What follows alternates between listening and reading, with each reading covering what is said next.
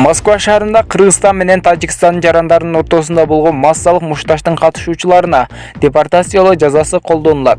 Ошондой эле аларга айып салына турганын Россиянын ички иштер министрлигинин Москва шаары боюнча башкы башкармалыгынын басма сөз кызматы билдирди. Бул жалын-жалдан кийин полициянын аймактык бөлүмүнө жалпы 103 адам жеткирилген болчу. Москва шаарында Кыргызстан менен Тажикстан жарандары мушташты деп билдирди РЕН-ТВ телеканалы. 11-июлда Химки шаарында Кыргызстандын 2 жараны бычактын мизинен жаракат алышкан. Алардын шериктери өч алууну көздөп кол салгандарды кечки саат 7-ге Москва шаарынын Кузьминка районун тарапка чакырышкан. Бирок ал учурда эч нерсе болгон эмес. Бул жыл менен түнгү саат 12-де Кузьминка станциясынын жанында Кыргызстан менен Тажикстан жарандарынын ортосунда массалык мушташ чыккан. Мушташка болжол менен 180 адам катышкан. Полиция 94 кишини кармады. Калгандары качып кетүүгө үлгүрүшкөн. 2 адам жабыркаган. Алар ооруканага жеткирилди деп билдирди РЕН-ТВ телеканалы. Саламатсыздарбы, YouTube каналыбыздын көрүүчүлөрү. Подписаться деген кнопканы басып, оң жак жагындагы коңгурочонду басып, лайк басып, биздин катарга кошулуңуздар.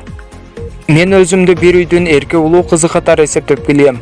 Ал эми бүгүн мен асыранды кыз экенимди билдим. Мындан 20 жыл мурун мени ата-энем асырап алышыптыр.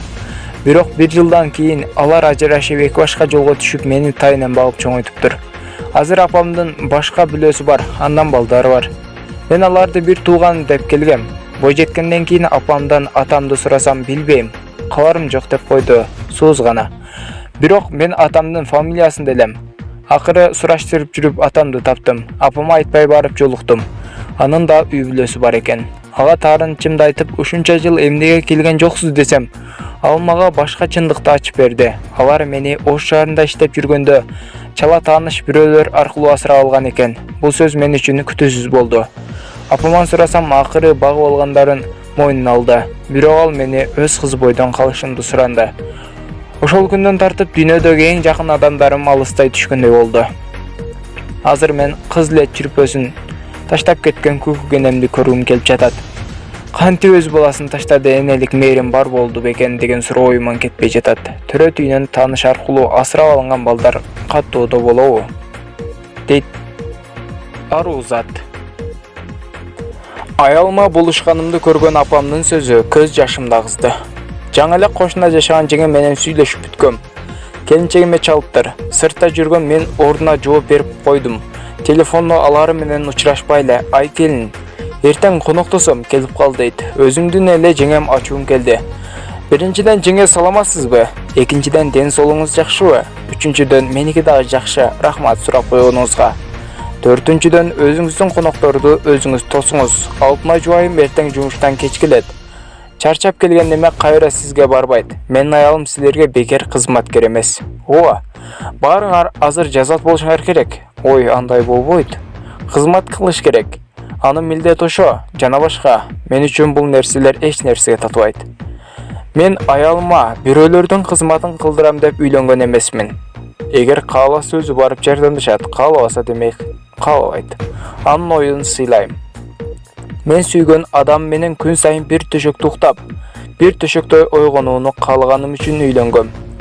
Баса, жаңы баш кошкон кезибиз, жумушка кетсем бир тууган тайэжем келип жардамдашып кой деп келинчегимди алып кетиптир. Кеч кире баштады, чалсам албайт. Кыш мезгили эле. Үйүнө жөнөдүм. Байкуш аялым суукта шлепкачан үстүнө жука куртка кийип алып, сыртта толтура идиш жуголуп туруптур. Жаңы келген келин унчуга албай айткандарын жасап жүрө берген тура. Бакырдым. Жок дегенде ысык шорпо берип үстүнө жылуу бир нерсе жаап койсоңор боло. Менин аялым силерге кызматчы эмес. Келинчегим тимиле кой деп ары тартат. Болбой айтчу сөзүмдү айттым. Жетелеп чыгып кеттим. Өзүңөр деле ойлонсоңор. Келин эмне адам эмеспи? Жеңем менен сүйлөшкөндө апам угуп туруптур. Жаныма басып келип чачымдан салады. Азаматсың оолум. Аялыңды коргоп, сыйлаганың үчүн сыймыктанам. Атаң мени эч качан аяп коргочу эмес. Анын айынан баардык туугандарым мени адам катары көрүшпөчү. Сый көрсөтүшпөчү. Башка келиндер төрдө олтурса, мен сыртта идиш жууп олтурат элем. Ошондо ичимдеги сени сылап, уулум андай болбо дегем. Эми ал күндөр өттү. Анда заман башка, азыр башка. Эл айтат калат. Ар дайым жаныңда ушул келинчегиң болот. Аны коргоп турганыңды көргөн неме сага болгон сүйүүсү сыя артат. Апам акылдуу аял. Бул сөздөр үчүн ыраазымын. Анткени кээде туура эле кылып жатамбы деп ойлоп кетчүмүн. Аялым кирип келди. Көздөрү башкача бактылуу. Апамды бетинен өп, анан мага колундагы барагын сунду. Узник экен. Апам келинин бетинен өп, куттуктап жатты. Булак билесиңби кейчи. Окуучулар 50 сомдон чогултуп, союкканага барып оору жугузушту. Акыркы учурларда жыныстык алсыздык күч алганы байма-бай айтыла баштады. Турмуш басмасынын аймактык кабарчысына Ош облустук адам репродукция борборунун дарыгери, уролог, андролог Абдурашид Акымбеков эркектер нике түндөгү ишти дагы аткара албай жатканын айтып берди. Мына бизге бүгүн 45ке жакын кайрылуу болду. Анын басымдуу бөлүгү простатит оорусу менен балалуу болбой кайрылгандар. Акыркы учурларда эркектердин жыныстык алсыздыгы боюнча кайрылгандар көп. Бизде каттоо журналы бар. Азыр ушул журнал 1 жылда толуп калды. Мындан 20 жыл мурда нике түндө аткара албай калдым деп 1 жылда 1-2 эркек кайрылчу. Акыркы 1 жылда мага нике түндө аткара албай 101 эркек кайрылды. Бул мага эле кайрылгандары. Бул эркектердин үй бүлө куруудагы маалыматы жоктугунан улам болуп жатат. Эркектердин жыныстык органдарынын жетилиши, жыныстык органдардын гигиенасы тууралуу маалымат берилбейт. Жаш балдар жыныстык катнаш тууралуу көчөдөн, дос жороодон, интернеттен маалымат алышат. Ар ким өзүнүн түшүнүгүнө жараша багыт алып бара берет. Анан ушунун кесепетинен улам ушундай абал болуп жатат. Бул өтө көйгөйлүү маселе. Жаштар биздин келечегибиз, бирок биздин жаштардын келечеги ушундай деңгээлге түшүп жатат. Азыр ушундай болсо 3-4 жылдан кийин дагы көбөйүшү мүмкүн, деди ал. Эркектердин бул илдеттерге калышына насыбайдын таасири чоң. Эркектер мындай өнөкөттөр менен кайрылышы насыбай чеккенден болуп жатат. Азыркы мезгилде айрыкча Ошто насыбай чегүү модага айланып калды. Себеби эң арзан, эң көп сатылган насыбай болуп калды. Анын бир баштыкчасы 10 сом экен. Мектептеги окуучулар дагы колдонуп жатат. Мындан 3 жыл мурда Ошто сурамжылоо жүргүзгөнбүздө жогорку класста окуучулардын көпчүлүгү пайдаланат экен. Алардын арасында окуучу кыздардын 3,3% насыбай колдонот экен. Кыздарыбыз ушундай жолго барып жатса келечекте кандай эне болот? Бул насыбай өтө уулуу. Курамында 400дөн ашуун уулуу зат бар. Ал оозго салынганда кан тамырга тийип, кан аркылуу бардык жерге 3-4 мүнөттө тарап кетет, деди ал. Уролог насыбайга тыюу салуу керектигин айтты. Насыбайды жок кылууга бир нече аракеттер көрүлдү, бирок ал ишке ашпай калды. Президентке кайрылып бул нерсеге чекит коюлуш керек. Ага каршы болгондор дагы болду. Насыбайды түп тамырынан жок кылса бул маселе чечилет. Бизде өспүрүмдөрдүн ден соолугун кароо боюнча токтом бар.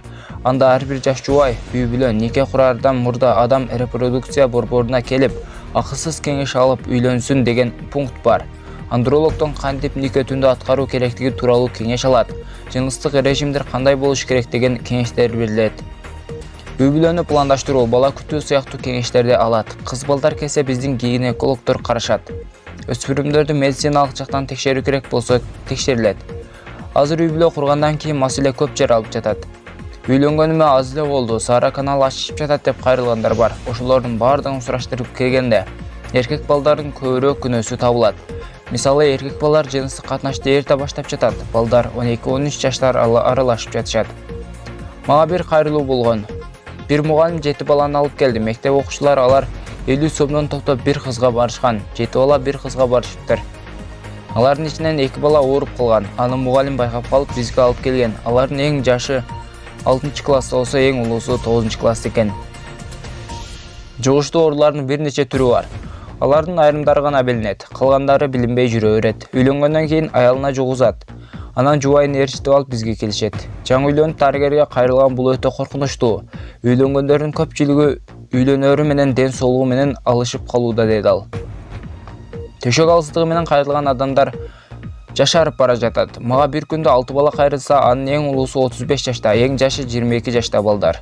Алар төшөк алсыздыгын айтып кайрылышкан. Мен алардын бардыгын топтоп сүйлөшүү жүргүздүм. Келген балдардын бардыгы насыбай колдонот экен. Бир күндө 30 жолу насыбай колдонгондору дагы кезикти. Эң азы 10-15 жолу колдонот. Бүгүн 6 адам кайрылса, кийинки жылы 10 адам кайрылса, биздин келечек эмне болот? Биздин келечек деген жаштарыбыз насыбай колдонуп жатса, кайдагы келечек? Тамекинин насыбайдын сыртына жыныстык алсыздык, бала өлөт деген жазуулар турса дагы, ага карабастан пайдаланып жатат. Тамак катары пайдаланып калышты. 100 адам тамеки чексе, андан 85% рак илдетине кабылат деп жазылып турат. Бирок андан сабак албай жатабыз, деди уролог.